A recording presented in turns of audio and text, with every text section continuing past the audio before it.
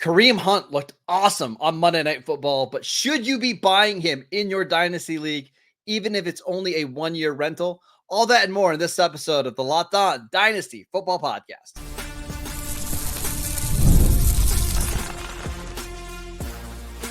You are Locked On Dynasty Football, part of the Locked On Podcast Network. Your team every day. Here are your hosts, Marcus Mosher and Kate Madjuk. Welcome back to the Locked On Dynasty Football Podcast, part of the Locked On Podcast Network, your team every day. We'd like to thank you for making us your first listen of the day. Today's episode is brought to you by Gametime. Download the Gametime app, create an account, and use promo code LOCKEDONNFL for $20 off your first purchase. Welcome back to the Locked On Dynasty Football Podcast. I'm your host, Marcus Mosher. You can follow me on Twitter at Marcus_Mosher. Joining me today, as always, is Kate Madjuk. You can follow her on Twitter at Kate Madjuk. You can also read her over on Yahoo. We have not been fired by the Jets yet, unlike some other people, although maybe that's coming. Kate, let's talk about some buy or sell players that are clearly one-year rentals. And you know by the names that we're going to mention here, like these are not long-term Dynasty assets. But if you are going for it this year and you're trying to be competitive and you want to make the playoffs, should you buy these players or should you maybe wait? Let's start with Kareem Hunt, who had like something absurd, like 28 touches last night. Andy Reid said that he's going to spend the entire bye week in the ice tub. Are you buying Kareem Hunt? I am, actually. So first of all, I just want to say, pretty impressed with just the tape Kareem Hunt has put out to this point. Like, I did not know what to expect. My man coming off the couch here and like didn't have an off-season program, didn't even have a ramp-up period. Like we've seen how players can kind of struggle if they miss these essential practices in training camp. We've seen the kind of delay in production with a lack of participation in preseason. So I had no real expectations for Kareem Hunt to come in and immediately be the guy. But not only is he getting the touches, which obviously very important to fantasy football, but he looks really good. Even runs that he's had that like don't go for 5+ yards. I'm looking at Kareem Hunt and I'm saying, okay, like he fought for every yard possible. Or I found myself saying like, oh, that run went a little further than expected. Like he's actually fighting for yardage on the ground here. He's getting the goal line equity in a very, I'm not going to call the Chiefs high powered at this point because they've had their struggles to this point here in 2024. But when you have Patrick Mahomes at quarterback, when you have, this talented tight end who I think is going to be needed a fair bit more with the Rashee Rice injury, I think it's pretty hard to deny that Kareem Hunt probably going to be the guy. Even if Isaiah Pacheco comes back very late in the season, we saw what this kind of lower body injury could do to a back that runs tough, is explosive, like a Tony Pollard. We saw that significant decrease in overall efficiency. I think Kareem Hunt could be a league winner this year, and that kind of scares me. So here's what I kept finding myself saying last night. And again, the overall numbers, 27 carries for 102 yards and a touchdown, 1 catch for 15 yards. He averaged 3.8 yards per carry, but there were a lot of runs late in the game where they were just grinding out clock and a lot of short yardage runs that impact that a little bit.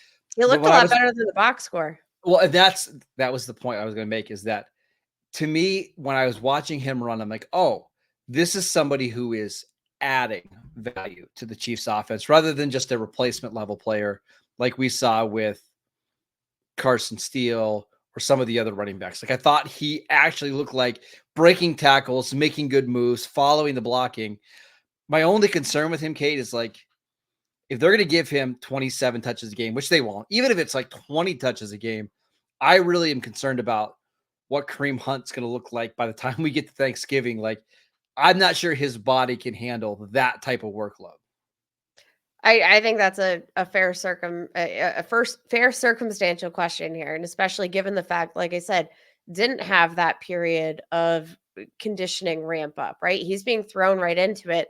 And if anybody's ever taken a break from working out and then restarted your workout routine, it doesn't feel great. I can only imagine what taking that number of hits as an NFL running back will do after you're sitting on the couch. But the good news is he is a pro. He looks the part. He didn't look to like gas out necessarily by the end of that game, despite having all those touches. I don't know what it's going to look like in terms of efficiency later on, but I do think that Kareem Hunt is the running back that this team trusts. For him to come in and assume that role so quickly after, signing with the team, the fact that Carson Steele had that crucial fumble, kind of cleared the way there for Kareem Hunt. I just think he has the trust of Andy Reid, and the trust of Andy Reid in an Andy Reid offense is going to be extremely valuable for fantasy purposes, especially considering, we're in the middle of bye weeks. We are drowning in injuries at virtually every position, especially the running back position. Like, we always talk about looking at the running back position as kind of a 1 to 2 year rental anyway. So why not nab Kareem Hunt? What's the most that you would be willing to trade for Kareem Hunt? If I'm a contender, I'd probably be willing to send a second round pick. So we'd be projecting like a late second. So you're thinking like you in? It's probably a little bit rich for me. But again, if you're assuming that it's not a top 20 pick, right? Like, you're only making this move if you view yourself as like a legitimate contender. I suppose that I could see it. I'm assuming this is going to be pick number 24 in the draft. Correct. I'm probably more willing to send the third at the most, but I think it's going to depend on your roster. Like, if you had Jonathan Taylor as your RB1 and now you don't know how long he's going to be out for, Christian McCaffrey, and you weren't able to scoop up Jordan Mason, I don't think it's a terrible strategy because, I think the Chiefs are going to try to play like this all season, where limit the number of times that Mahomes is throwing, not because you have to worry about Mahomes, but just because of the lack of receivers, and play ball control, lean on their defense, and then ask Mahomes to make Mahomes plays when you need them. Yeah, I think that's fair. And I do want to say too, like yesterday, I just thought Mahomes looked better. Like, Mahomes looked more Mahomes-like. Mahomes hasn't looked super Mahomesy this season. That's not a statistical term, but I'm grading it like on a scale from 0 to 10. He looked like about a 1 on the Mahomes scale.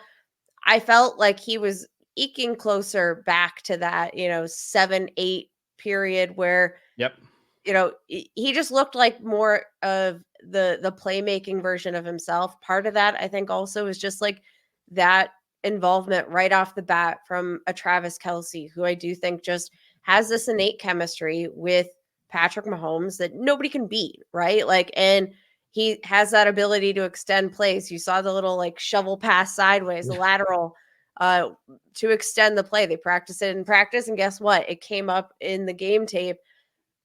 I like, the general direction. I don't think this looks like a 5-0 offense, but they're the Chiefs and they're with Andy Reid. And if I can get a 1-year loaner of the running back that I presume is going to lead this team in carries, rushing yards, rushing touchdowns this year, I'm in, and I will send a late, a projected late second if I feel like, I'm a flex play away from having a contending roster.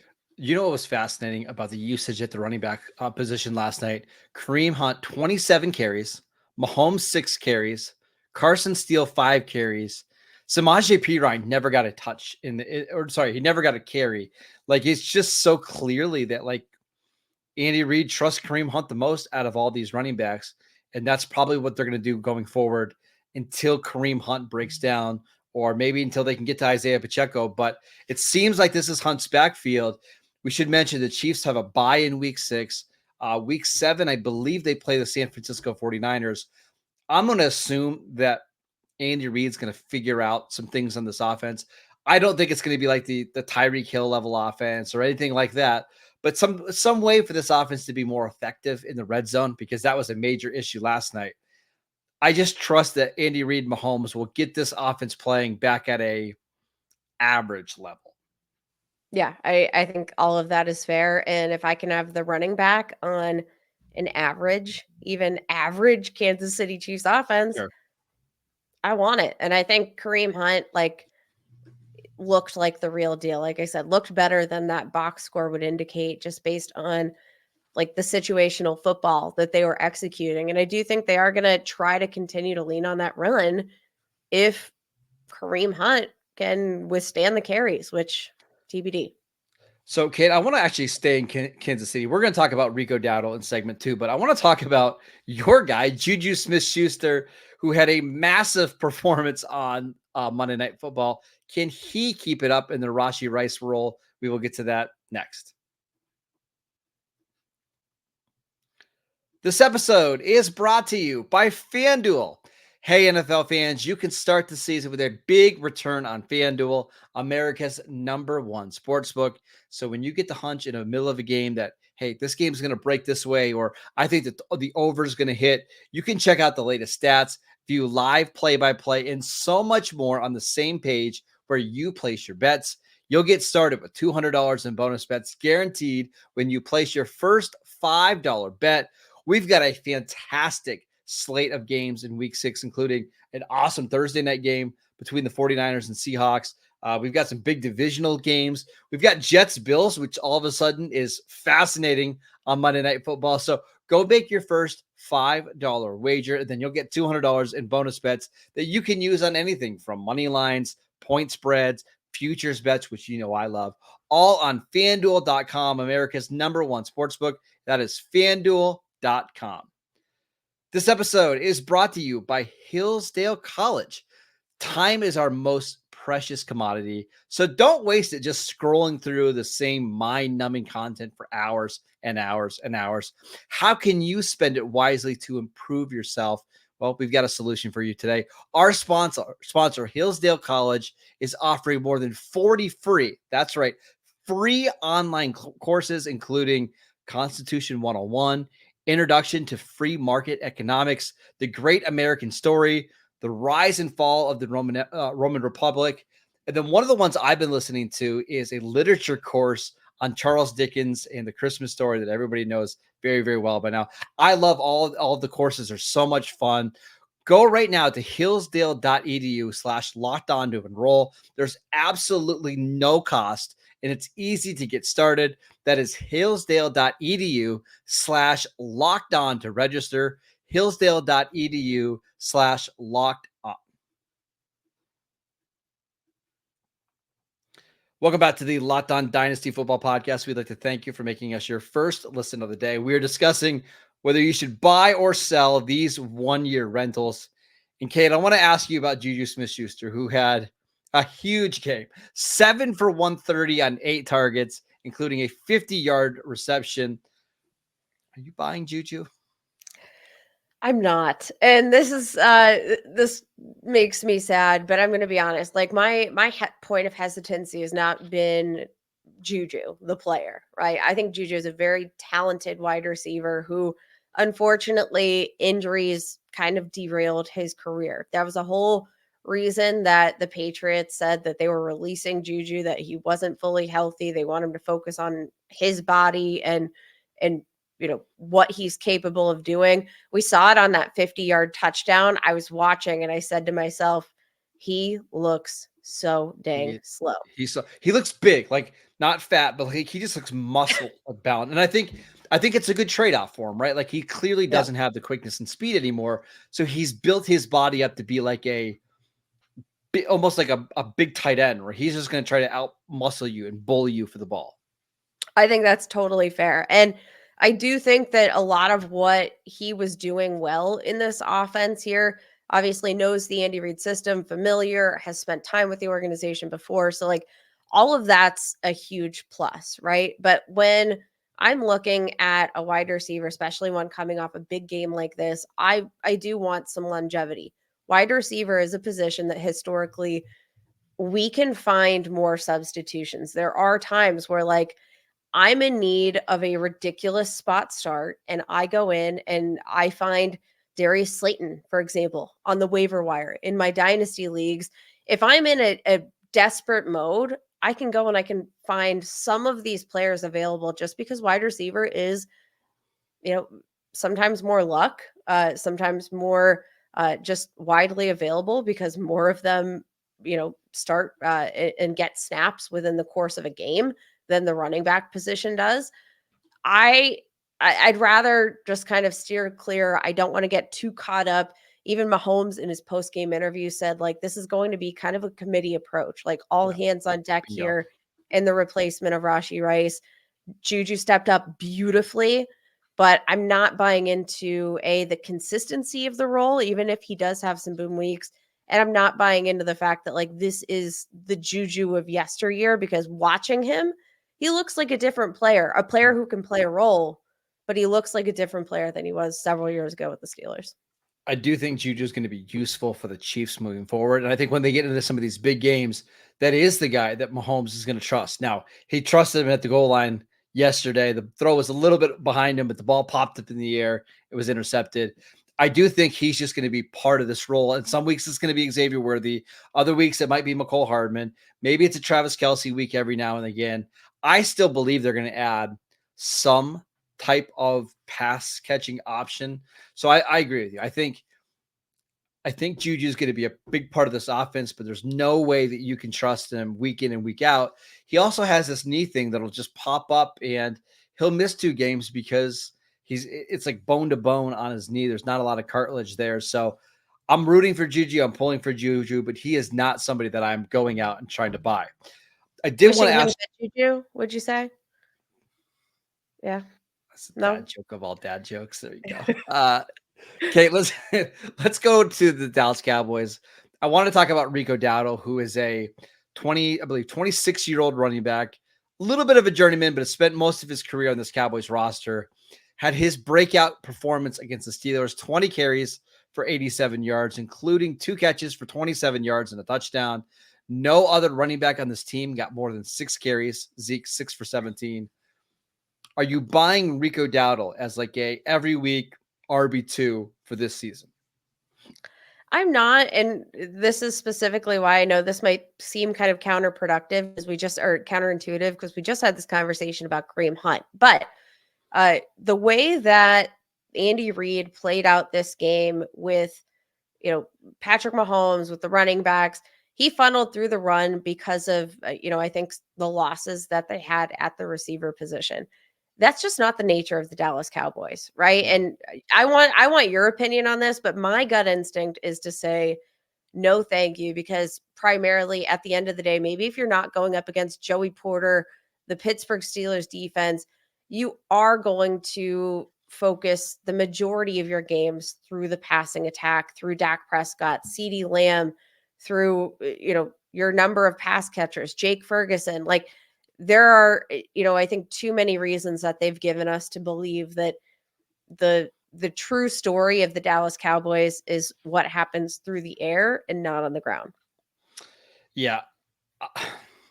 I'm kind of in between. Like, I think if you just need like a low end RB2 flex play, I do think Rico is an interesting option, because I do think he's going to lead this backfield in touches. And I expect this Cowboys offense to get better as the season goes on. Plus, their defense just isn't very good, Kate. So they're going to be in a lot of shootouts. But I want to go back to that play in the goal line. It was 2nd and goal, and the Cowboys ran with Rico Dowdle, and he fumbled and almost lost the game. Now, the Cowboys would obviously go on to win a couple of plays later, but it was notable that he got that goal line touch. I'm not sure he's going to get it again, to be honest with you, right? Like, that's kind of Ezekiel Elliott's role. And when you fumble in a big situation like that, the coaches are going to remember, and they're going to have a hard time trusting him moving forward. Now, I still think he's going to get most of this work in the backfield, but if he's not getting touchdowns and he's not a huge weapon in the receiving game, because the Cowboys use Hunter Lipke, they'll use Ezekiel Elliott a little bit in the passing game as well. I just have some concerns about your upside.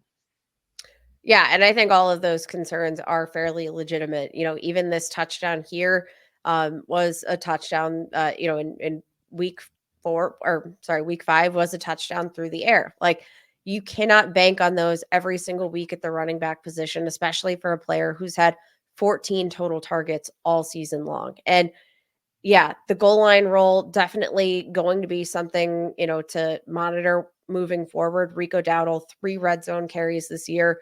Zeke, 3 red zone carries this year. Hunter Lipke, 1. Rico Dowdle and Ezekiel Elliott, just 1 carry inside the 5 apiece. Zeke converted his for a touchdown. Rico obviously did not. But I think the moral of the story is that there aren't all these many valuable touches to go around in the end zone at the running back position specifically when you have a CeeDee Lamb, when you have a Jake Ferguson, apparently when you have a Jalen Tolbert. I just don't think those valuable touches are going to the running back position, and that's why I'm less inclined to buy into the Cowboys run game, even as a more temporary solution in the next year to come. The other reason why I'm not really buying into Rico is I think Rico is going to be the starting running back for this year, Kate. I have some. He's not going to be the starting running back in 2025. The Cowboys have 1 million draft picks. This is a fantastic running back class coming up. I don't think the Cowboys are going to draft one in round 1, or please, I hope they don't. But like round 2, round 3 is where I think they're going to get their starting running back. And I wouldn't be surprised if they bring in a more big name veteran next offseason. I think Rico is a good option as a low end RB2 flex for this year, but nothing more than that. I can't see him being a top 15 running back the rest of the way. I just don't see it. Yeah. Whereas I think Kareem Hunt in the right ecosystem, if he can maintain his health, I think just does have more of that upside, has more of the trust in the offense. So that's the difference there. I can't see it I would rather have Hunt for this year. Like if you're contending, I would rather have Kareem Hunt than Rico Dowdle. So there we go.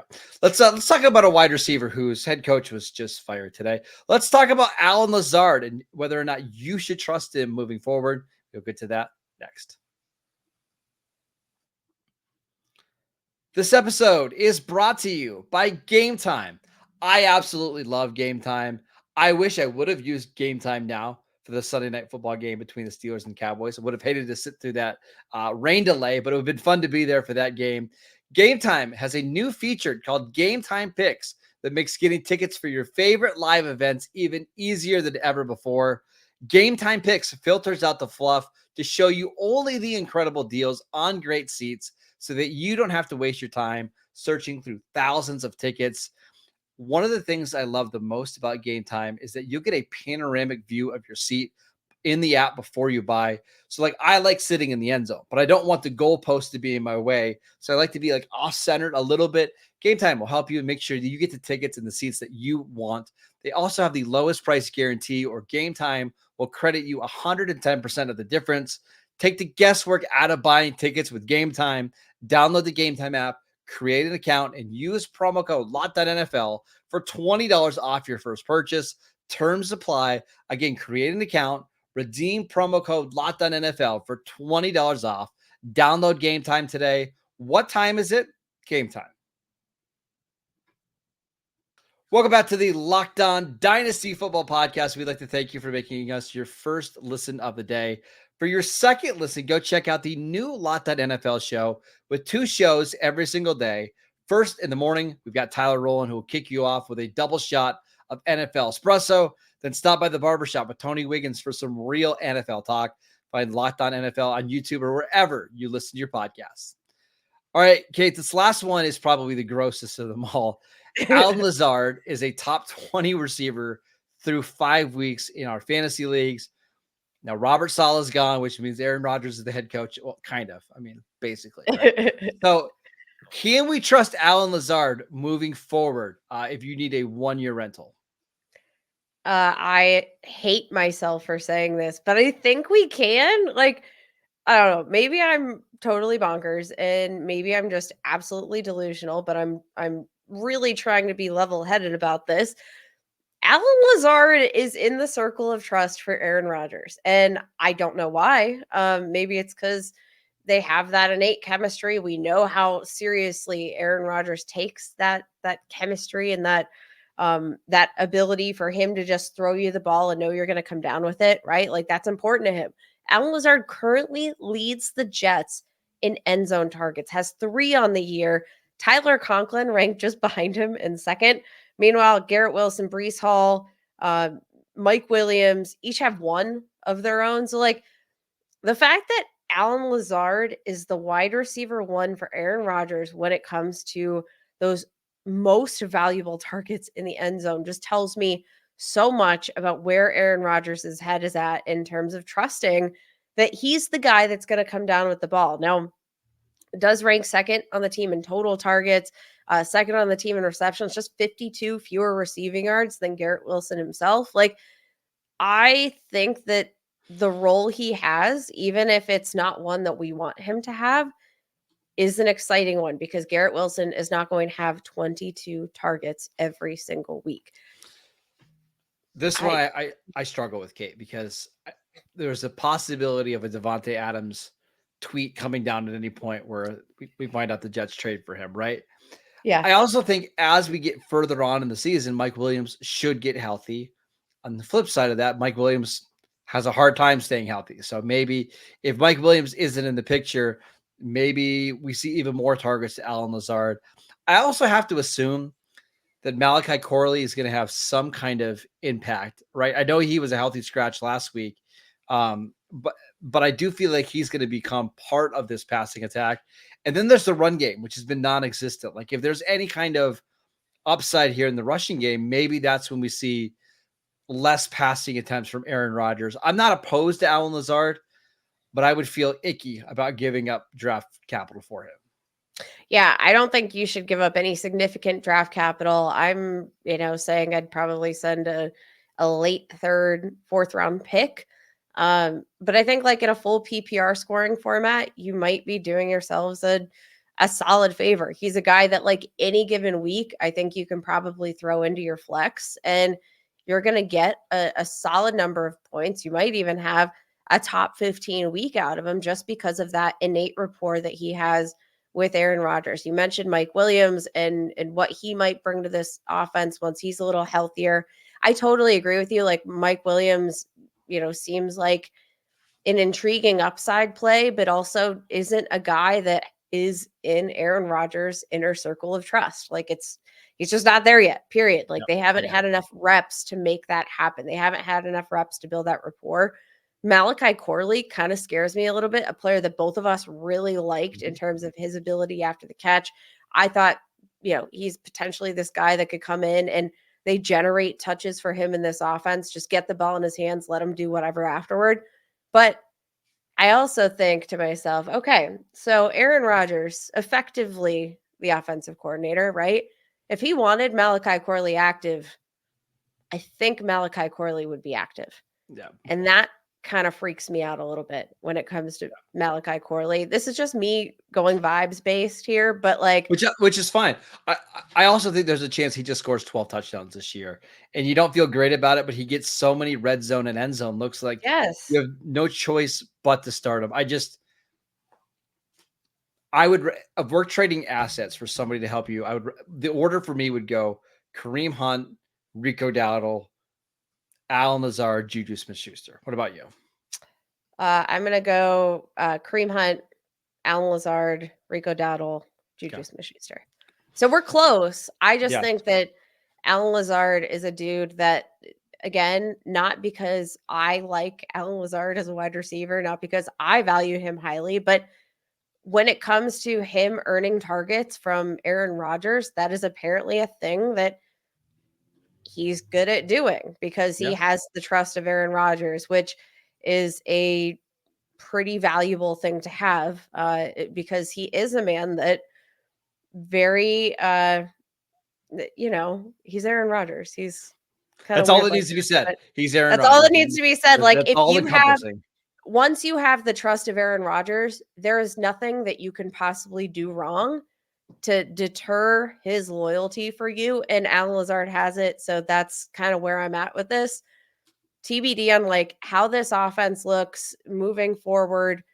You don't have the defensive leadership from Robert Saleh. Like, how does that change the dynamics of just like the play and the amount of ball control they're able to like? I don't know what the Jets are doing right now, but what I do know is that Aaron Rodgers is obsessed with Allen Lazard. All right, that is it for today's show. We want to thank you for making Locked On Dynasty Football your first listen every single day. Check out our show on YouTube or wherever you get your podcasts. On tomorrow's show, Matt Williamson will be here to answer your Twitter questions. I'm also going to ask him about how do you value these receivers that are currently in trade rumors, like Devontae Adams, like Amari Cooper. We'll talk about that on tomorrow's show. Go follow Kate on Twitter at Kate Modjuk. I'm at Marcus_Mosher, and we will see you right back here on Wednesday.